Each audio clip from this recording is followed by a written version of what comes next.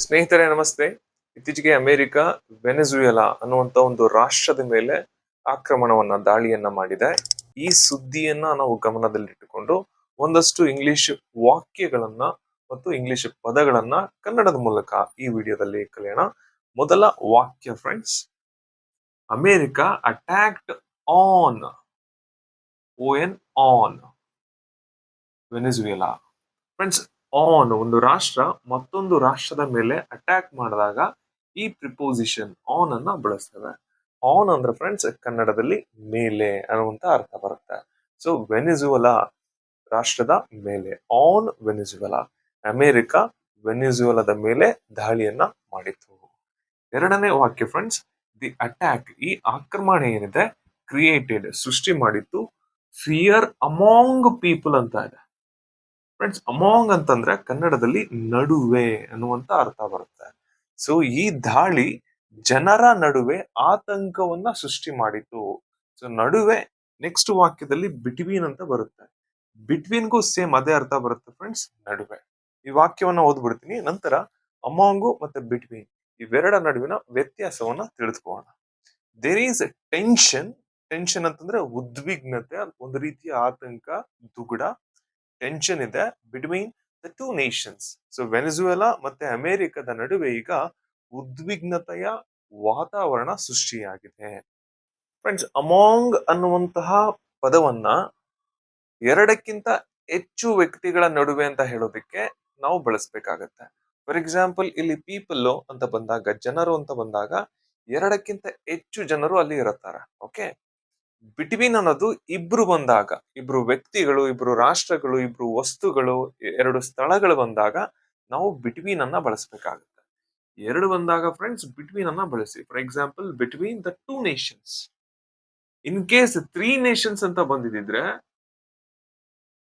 Among three Nations ಆಗುತ್ತೆ. More than two ಬಂದಾಗ among ಅನ್ನ ಬಳಸಿ. ಎರಡೇ ಎರಡು ವಸ್ತುಗಳು, ಸ್ಥಳಗಳು, ವ್ಯಕ್ತಿಗಳು ಬಂದಾಗ ಬಿಟ್ವೀನ್ ಅನ್ನ ಬಳಸಿ. ಸಿಂಪಲ್ ಆಗಿ ಹೇಳೋದಾದ್ರೆ, ಎರಡು ರಾಷ್ಟ್ರಗಳ ನಡುವೆ ಯುದ್ಧ ನಡೀತಾ ಇದೆ. Battle is happening between two countries, two Nations. ಮೂರು ದೇಶಗಳ ನಡುವೆ ಯುದ್ಧ ನಡೀತಾ ಇದೆ ಅಂತ ಬಂದಾಗ battle is happening among three countries ಅಂತ ಹೇಳಬೇಕಾಗತ್ತೆ. ಓಕೆ. ಎರಡು ಬಂದಾಗ ಬಿಟ್ವೀನ್, ಮೋರ್ ದೆನ್ ಟೂ ಎರಡಕ್ಕಿಂತ ಹೆಚ್ಚು ಬಂದಾಗ ಅಮಾಂಗ್ ಅನ್ನ ಬಳಸಿ ಫ್ರೆಂಡ್ಸ್. ನೆಕ್ಸ್ಟ್ ವಾಕ್ಯ, ದಿಸ್ ಇನ್ಸಿಡೆಂಟ್ ಅಂತಂದ್ರೆ ಘಟನೆ, had A huge impact. Friends, ದೊಡ್ಡ ಮಟ್ಟದಲ್ಲಿ ಪರಿಣಾಮವನ್ನ ಬೀರುತ್ತೆ ಅನ್ನೋದನ್ನ ಹೇಳೋದಕ್ಕೆ ಹ್ಯೂಜ್ ಇಂಪ್ಯಾಕ್ಟ್ ಈ ಪದಗಳನ್ನ ನಾವು ಬಳಸಬಹುದಾಗಿರುತ್ತೆ. ಸೊ ಈ ಘಟನೆ ದೊಡ್ಡ ಪರಿಣಾಮವನ್ನ ಉಂಟು ಮಾಡಲಿದೆ ಫ್ರೆಂಡ್ಸ್. ಯಾಕೆಂದ್ರೆ ಈ ರಾಷ್ಟ್ರ ವೆನೆಜುವೆಲಾದಲ್ಲಿ ಅತಿ ಹೆಚ್ಚು ಆಯಿಲ್ ರಿಸರ್ವ್ ಇದೆ, ಈ ಪೆಟ್ರೋಲಿಯಂ ರಿಸರ್ವ್ ಇದೆ. ಸೊ ಇದು ಜಾಗತಿಕವಾಗಿ ತುಂಬಾ ತುಂಬಾ ದೊಡ್ಡ ಮಟ್ಟದಲ್ಲಿ ಪರಿಣಾಮವನ್ನ ಉಂಟು ಮಾಡಲಿದೆ ಮುಂದಿನ ದಿನಗಳಲ್ಲಿ. ಕಡೆಯ ವಾಕ್ಯ friends, diplomacy can solve problems peacefully. ಅಂದ್ರೆ ಡಿಪ್ಲೊಮಸಿ ಅಂತಂದ್ರೆ ಮಾತುಕತೆ. ಎರಡು ರಾಷ್ಟ್ರಗಳ ನಡುವೆ ಏನಾದ್ರೂ ಉದ್ವಿಗ್ನತೆ, ಟೆನ್ಷನ್ ಕ್ರಿಯೇಟ್ ಆದಾಗ ಈ ಡಿಪ್ಲೊಮಸಿ ಫ್ರೆಂಡ್ಸ್, ಯುದ್ಧ ಮಾಡೋ ಬದಲು ಎರಡು ರಾಷ್ಟ್ರಗಳ ನಾಯಕರು ಒಂದ್ ಕಡೆ ಕುತ್ಕೊಂಡು ಪರಸ್ಪರ ಮಾತುಕತೆ ನಡೆಸುವುದೇನಿದೆ, ಇದಕ್ಕೆ ಇಂಗ್ಲಿಷ್ ನಲ್ಲಿ ಡಿಪ್ಲೊಮಸಿ ಅಂತ ಕರಿತೀವಿ. ಈ ಮಾರ್ಗ ಏನಿದೆ, ಡಿಪ್ಲೊಮಸಿ ಮಾರ್ಗ, ಕ್ಯಾನ್ ಸಾಲ್ವ್ ಪ್ರಾಬ್ಲಮ್ಸ್, ಸಮಸ್ಯೆಗಳನ್ನ ಪೀಸ್ಫುಲಿ ಅಂತಂದ್ರೆ ಶಾಂತಿಯುತವಾಗಿ.